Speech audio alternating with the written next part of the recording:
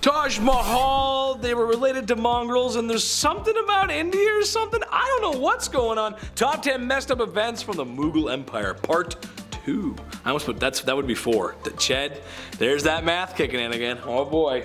Number 10, Hammams Baths. Bathing and hygiene are super important. At least that's what my mom tells me. That's why I do my best to shower more than once a week.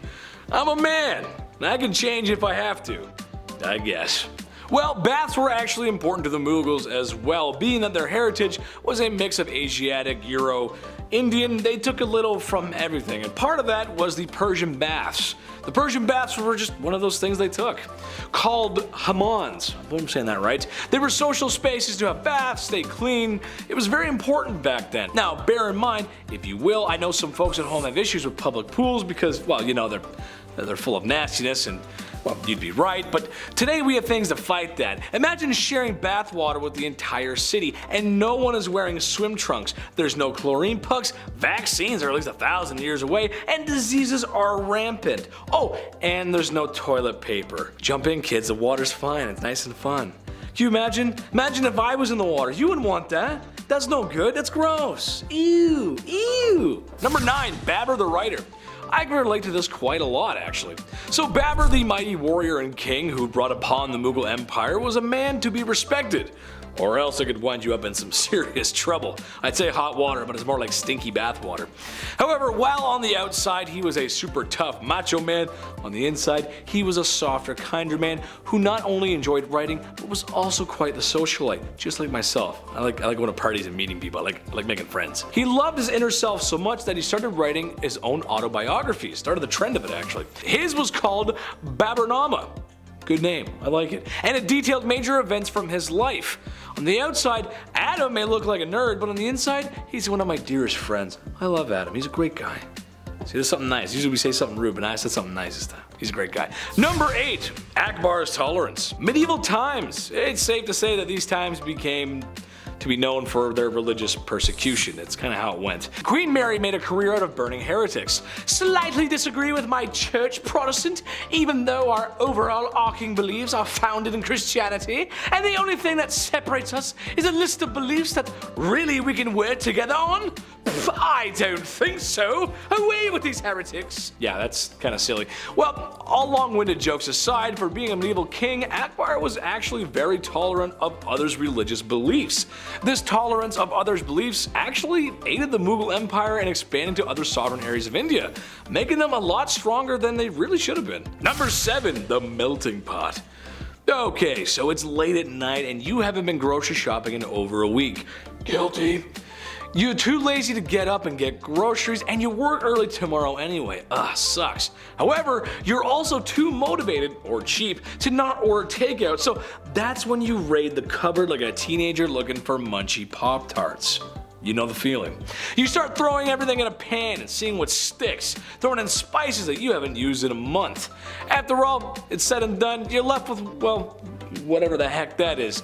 The verdict though, is actually pretty good. What am I talking about? I'm talking about the Mughal Empire's religious melting pot of religions. I said it twice, but it makes sense. Another point to add here is Akbar's acceptance of other religious values was him coming up with his own called Din-e-Ilahi, which was the best part of Islam, Hinduism, and other smaller religions in the area.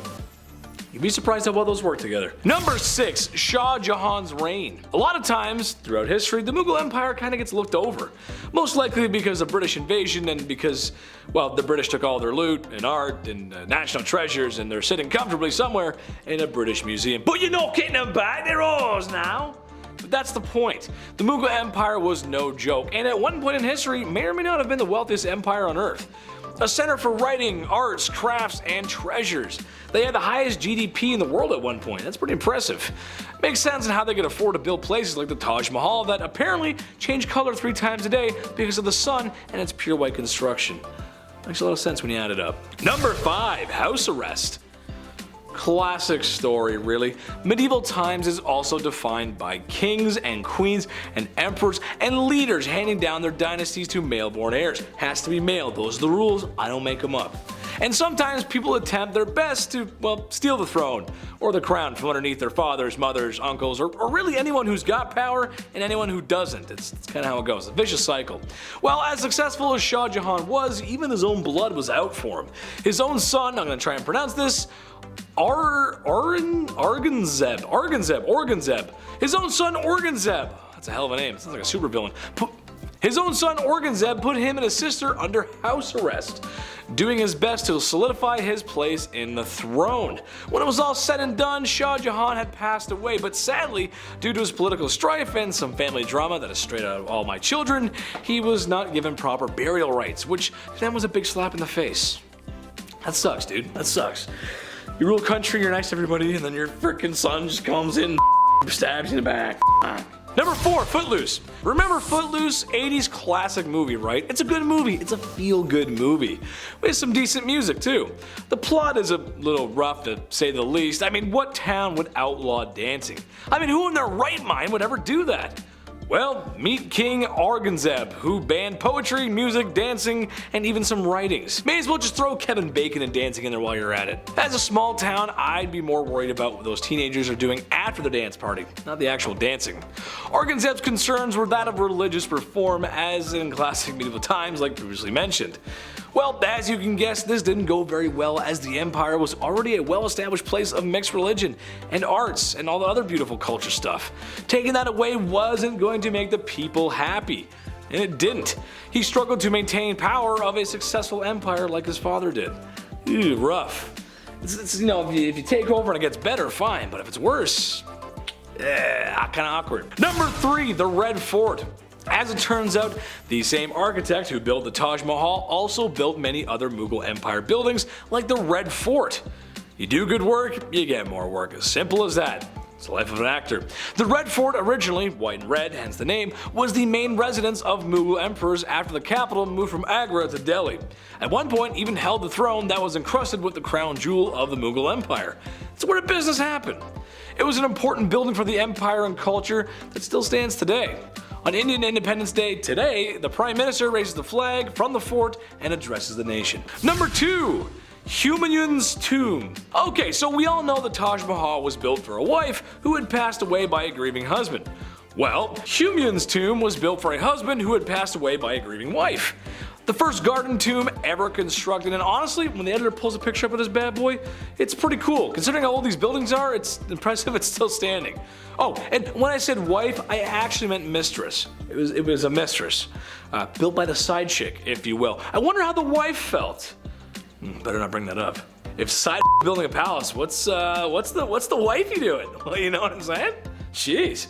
Number 1, British imports. Yes, the whole reason Britain tore down an empire and stole some tea and maybe some artifacts. I don't know, I haven't heard.